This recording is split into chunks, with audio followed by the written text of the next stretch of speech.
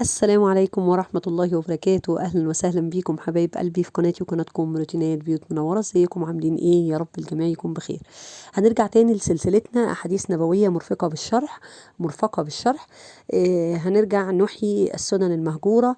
هنرجع نتكلم عن الأحاديث الصغيرة البسيطة اللي احنا لازم نحفظها لأولادنا ونعرفهم معناها، ونحاول كده ان احنا نخلي أطفالنا أو احنا يا كبار عارفين سنة النبي وعارفين معاني الأحاديث، لأن الحديث اللي احنا هنتكلم عليه النهاردة ده ناس كتير بتاخده بمعنى مختلف تماما عن المعنى المقصود منه.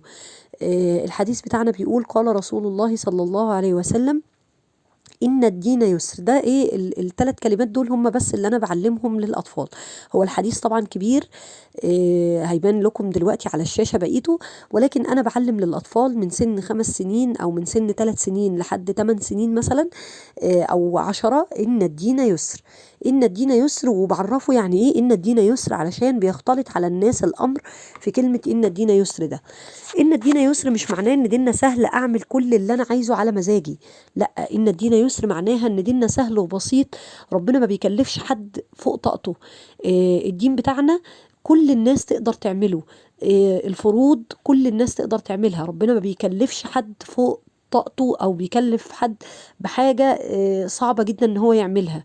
كل الفروض سهلة على كل الناس، ربنا ميسر لنا الدين جدا جدا جدا، ومتكلم فيه في كل حاجة، في كل كبيرة وصغيرة. آداب الطعام، آداب دخول الحمام، كل حاجة صغيرة وكبيرة ربنا متكلم معانا فيها. كمان بيسر لنا حاجات كتير جدا، زي مثلا الصلاة.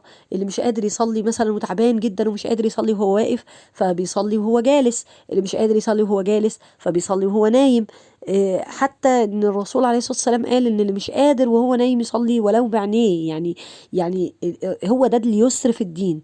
لان في ناس فاهمة كتير جدا ان هي تعمل حاجات كتير غلطات، مثلا تخرج من غير حجاب وتقول لك يا ستي ان الدين يسر، يشرب سجاير، ايه يا عم بقى ان الدين يسر، تكذب او تعمل حاجة من المحرمات او من الحاجات الذنوب فعلا اللي ربنا قال عليها ان دي ذنب، وتيجي لما تعاتبهم او تقول لهم نصيحة او ان لما ينفعش تعمل كده يقول لك لا انت اللي متشدد، ان الدين يسر. فانت فاهم ان الدين يسر غلط، انت فاهمة ان الدين يسر غلط. المفهوم من ان الدين يسر اني تخلي بالك ان يعني ان الدين يسر يعني ربنا مسهل علينا الفروض ونقدر ان احنا نعملها، وكلنا في استطاعتنا ان احنا نعمل فروض ربنا.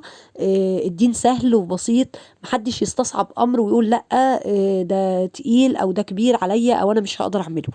تمام. يا رب اكون قدرت افيدكم بالفيديو الصغير ده. حاولوا تعرفوا ولادكم ان الدين يسر، ان الصلاة سهلة وبسيطة، ان قراءة القرآن سهل وبسيط، ان احنا هنتعلم كل حاجة، وكل حاجة ربنا بيعملها لنا خير وخير لينا. لما بنعمل حاجة فيها عبادة بيكون فيها خير كبير وعظيم جدا لينا احنا. في طبعا الاجر اللي نعلمه وفي اجر لا نعلمه. تمام.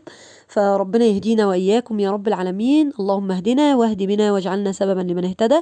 الدال على الخير كفاعله. ما تنسيش تحطي لايك على الفيديو، ما تنسيش تعملي شير، ما تنسيش تشتركي في القناة لو ما كنتيش مشتركة. أنا بحبكم جدا في الله وأستودعكم الله، والسلام عليكم ورحمة الله وبركاته.